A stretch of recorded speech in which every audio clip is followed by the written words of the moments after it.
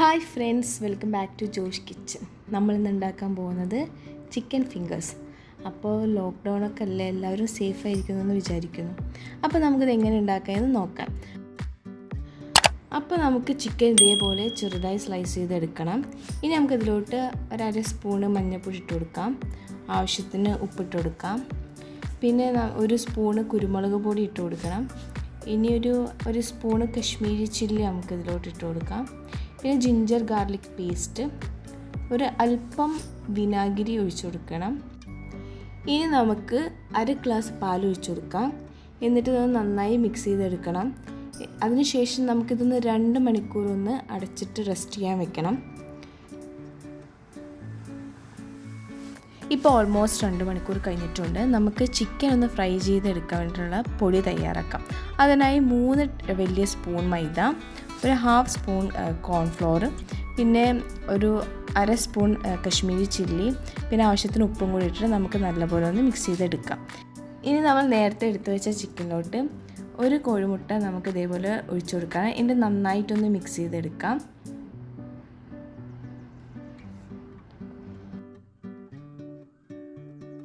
ഇനി നമുക്ക് ചിക്കൻ ഒന്ന് പൊരിക്കാം. അതിനായിട്ട് നമുക്ക് ചീനച്ചട്ടിയിലോട്ട് എണ്ണ ഒഴിച്ച് എണ്ണ നല്ലപോലെ ഒന്ന് ചൂടായിട്ട് വരണം. ഇനി നമുക്ക് ഓരോ പീസ് ഇതേപോലെ നേരത്തെ നമ്മൾ തയ്യാറാക്കിയ പൊടിയിലോട്ട് നല്ലപോലെ കോട്ട് ചെയ്യണം. 2 സൈഡും നല്ലപോലെ ഇതേപോലെ കോട്ട് ചെയ്തെടുക്കാം.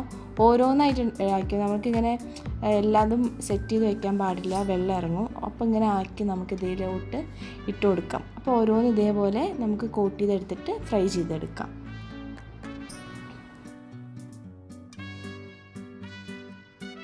ഇപ്പോൾ എല്ലാം നല്ലപോലെ ഫ്രൈ ആയി വന്നിട്ടുണ്ട്. ഇനി നമുക്കിത് കോരിയെടുക്കാം.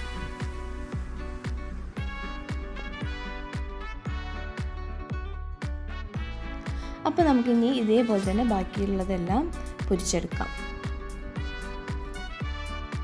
അപ്പോൾ നമ്മുടെ ഫ്രൈ എല്ലാം റെഡി ആയിട്ടുണ്ട്.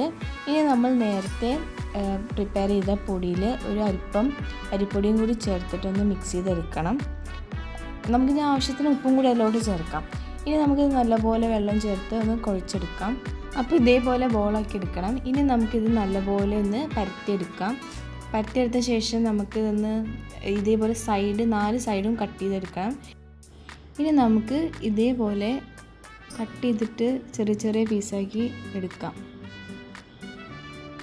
അതിനുശേഷം ഞാനിവിടെ ഒരു ഭംഗിക്ക് വേണ്ടി കുറച്ച് മല്ലിച്ചപ്പും പിന്നെ നേരത്തെ ഫ്രൈ ചെയ്ത് വെച്ച ചിക്കനും സ്റ്റഫ് ചെയ്തിട്ട് ഇതേപോലെ ഒന്ന് മടക്കി കൊടുക്കാം. ഇനി നമുക്ക് ഇതേപോലെ എല്ലാം ഫ്രൈ ചെയ്തെടുക്കാം. ഈ എണ്ണ നമ്മൾ നേരത്തെ പൊരിച്ച സെയിം എണ്ണയാണ്. അപ്പോൾ നമുക്ക് ഇതേപോലെ എല്ലാം ഇനി ഫ്രൈ ചെയ്തെടുക്കാം. അപ്പോൾ നമ്മളെല്ലാം ഫ്രൈ ചെയ്തെടുത്തിട്ടുണ്ട്. അപ്പോൾ ഫ്രണ്ട്സ്, നമ്മുടെ ചിക്കൻ ഫിംഗർ റെഡി ആയിട്ടുണ്ട്. നിങ്ങൾ ഇത് എന്തായാലും ട്രൈ ചെയ്ത് നോക്കണം. നല്ല ടേസ്റ്റി ആയിട്ടൊരു സ്നാക്കാണ്. ഈവനിങ്ങിൽ കുട്ടികൾക്കൊക്കെ ഇതേപോലെ ഉണ്ടാക്കി കൊടുത്താൽ അവർക്ക് നല്ല ഇഷ്ടപ്പെടും. അപ്പോൾ ഫ്രണ്ട്സ്, ലൈക്ക് ചെയ്യുക, ഷെയർ ചെയ്യുക, സബ്സ്ക്രൈബ് ചെയ്യുക. ഇഷ്ടപ്പെട്ടാൽ ഒന്ന് കമൻറ്റ് ചെയ്യണം. Take care.